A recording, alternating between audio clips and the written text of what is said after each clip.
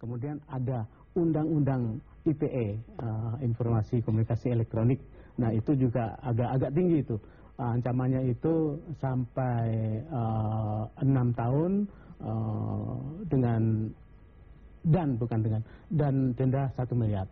Satu lagi adalah undang-undang pornografi yang sekarang lagi ngetop, memang sudah waktunya ada, tetapi tetap undang-undang pokoknya adalah susila KUHP itu kita tidak bisa lepas itu. Lex spesialisnya adalah undang-undang pornografi. Iya, itu ancamannya sampai 12 tahun. Oke, jadi mungkinkah mereka, para pelaku video tersebut, bisa dijadikan sebagai tersangka atau didudukan sebagai korban? Untuk sementara tentunya saksi ya, karena kita harus cari siapa sih yang membuat gambar itu, kan itu. Tentunya seorang orang public figure ya, rasanya kok tidak mungkin dia dengan sengaja, mungkin ada orang yang membuat. Ada orang yang mengedarkan. Nah, itu jadi maka ada orang yang membuat, yang mengedarkan dan memperbanyak. Jadi skala prioritasnya adalah pengedarnya dulu, baru orang-orang yang terlibat dalam video tentunya tersebut. yang membuat dulu. Yang membuat dulu, baru yang mengedarkan. Itu bisa terpisah. Baik, kita akan lanjutkan diskusi ini, Pak Farouk. Saya belum kasih kesempatan kepada Anda, pemirsa, tetaplah di Metro Siang. Kami akan segera kembali sesaat lagi. Ya, masih di Metro Siang, perbincangan akan saya lanjutkan, Pak Farouk. Melihat fenomena video-video panas yang beredar belakangan ini, Anda melihatnya ini sebagai suatu kegiatan yang masuk dalam kategori pornografi atau belum?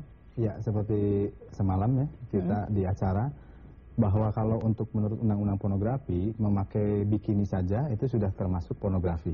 Tetapi kita harus perhatikan bahwa di undang-undang pornografi itu ada pornografi yang dipidana dan tidak.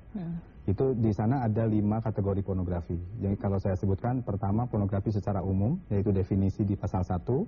Kemudian pornografi secara eksplisit di pasal 4 ayat 1. Kemudian jasa pornografi. Kemudian pornografi anak. Kemudian satu lagi pornografi samar.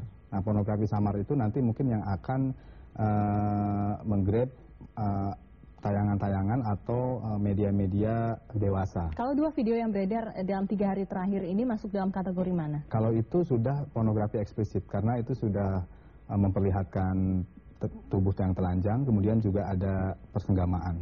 Oke, dalam undang-undang pornografi lalu bagaimana mengaturnya? Siapa yang bisa dijadikan tersangka dan berapa hukumannya?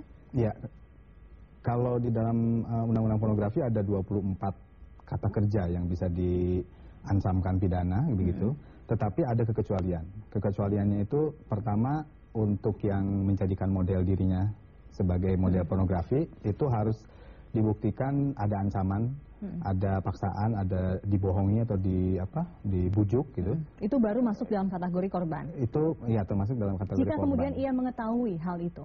Jika ia mengetahui, kalau ini masih ada satu lagi kecualian, memiliki, menyimpan dan membuat untuk dirinya sendiri dan untuk kepentingan sendiri, itu dibebaskan dari pidana. Dibebaskan dari pidana. Tapi kalau misalnya, ini saya berspekulasi gitu ya. Kalau kita lihat misalnya dari pihak laki-lakinya, karena ini ada beberapa film, kemudian mungkin juga dengan laki-laki yang diduga sama, diduga yang sama, itu yang laki-lakinya mungkin bisa dijerat. Tapi kalau untuk perempuannya mungkin tidak.